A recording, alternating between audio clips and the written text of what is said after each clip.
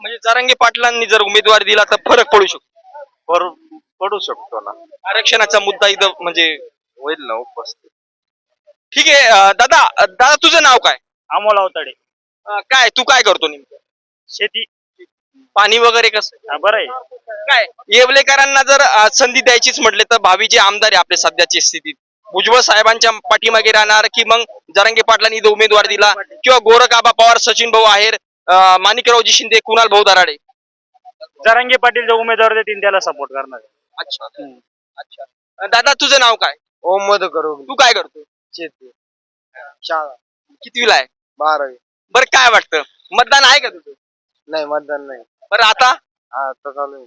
बरं काय वाटतं मग जरांगे पाटलांनी उमेदवार दिला की भुजबळ साहेबांच्या मागे राहणार की मग गोरख पवार सचिन भाऊ आहेर की कुणाल भाऊ दराडे की माणिकरावजी शिंदे किंवा जयदत्त होळकर काय वाटतं? जरांगे पाटील सांगते आम्ही त्याच्या मागे उभे राहू.